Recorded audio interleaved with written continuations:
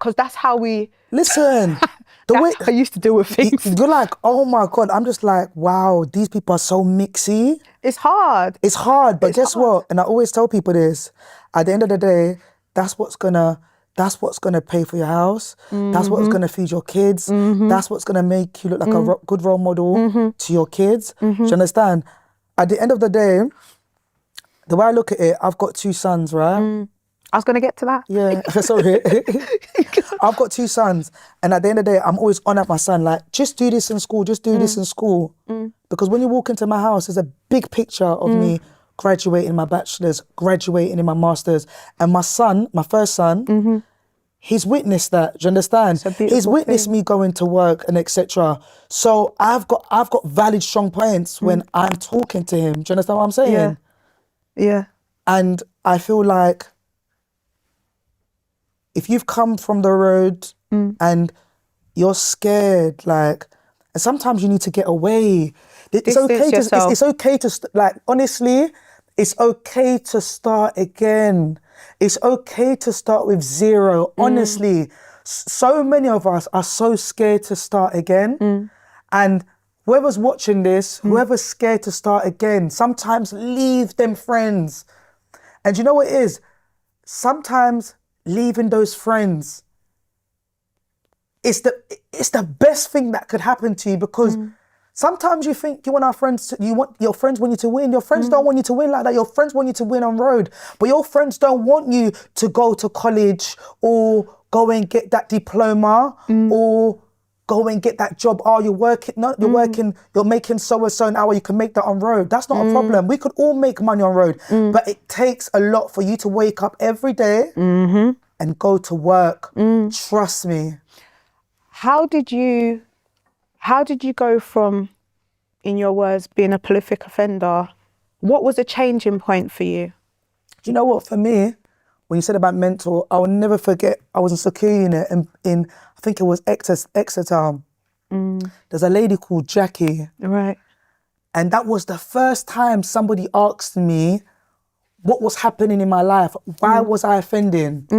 This woman believed in me so much. She said, look, you're smart, you're clever. Like, you do well in education, like better than a lot of people. I was very good at maths. Go out, go and do a course and stuff. So when I came out, I always remembered her words. Like, she believed in me. I went out, I did access to learning, access to higher education, health and social care. And that's how I got into uni. Yeah, that's what I did.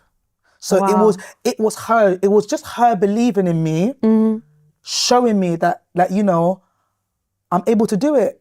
And all I remember school, my teachers telling me, oh, you weren't going to do nothing. That's why, if you're a teacher, stop telling young kids they're not going to amount to nothing, because sometimes it plays a big role, and you've got certain artists saying, oh, my teacher didn't tell me I was going to make it and stuff like that. You guys think they're just saying it. It's actually, those words actually traumatize them. That's why they mention it like that, because they're telling me I'm not going to amount to nothing. I feel like sometimes even parents as well, yes. Any sort of adult that has responsibility for children, or even if you're bypassing, if you're just someone passing, it's so important that you speak life into young people, because that criticism, as small as you think it is, it has a major impact on them. It has a major impact. Does. And I know a lot of people don't like to talk about role models and such, but we are all role models. Yes, we are. Especially when we're speaking about children, we are 100%. all role models. They're watching. And you never know who you're going to affect. That woman, I don't even know if she's alive anymore, but her words are the words that have always carried me through. I think I've been so lucky that I've had some really strong women that I can look at and think, oh my God, I like what you're doing, and they've embraced me. There's 1 or 2 that haven't embraced me, but you know who you are. But the ones that embraced me, their power was so strong that they propelled me to not live a certain life. So I could have easily, like, in the way I was brought up, I could have easily had a different type of life. But those role models, from my grandma to Denise Leander, shout you out, Abby Balamossi, these women, they they spoke life into me, and they showed me that I could actually do more.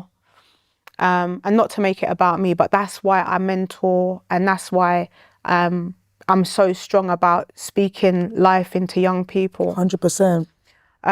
So we talked about your access to higher education and social care, and that got you into uni. Yeah, that got me into uni, but I didn't take uni serious. Okay, what did you study? I did sociology and psychology, and I was like, oh. Then I ended up getting, that first year I flopped. Then I ended up getting pregnant.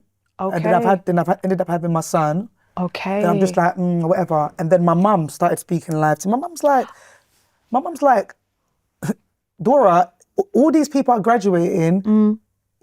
You're probably more intelligent than them. You've got the capability of doing it. You need to go and do it. And then I started doing it. Like, when I'm in obstacles after obstacles, I started doing a course year 1, fine. Year 2, I end up catching a case for something that I didn't do, and my previous end up messing me up. In year 2? Year 2 of starting again. So I'm like on the 4th year of starting again. I've ended up going to jail now. Yeah, I've ended up going to jail because I'm some silly girl. I ended up going to jail for something that I did not to do. Because she got caught up in it, and I stayed with her. They've ended up telling me that I'm exploiting her because she hasn't got previous, I've got previous, etc. Oh. I've ended up leaving my baby who was 7.5 months. And luckily, my mum was there. Thanks to my brother, R.I.P. Kangi, he gave up his job and they started looking after my son with my mum for 7.5 months. I've now come out of jail. Hold on, let's slow. Yes. Let's slow. So, you're sentenced to 7.5 months and you're... The sentence 2 years. The sentence 2 years for offence that I actually didn't do.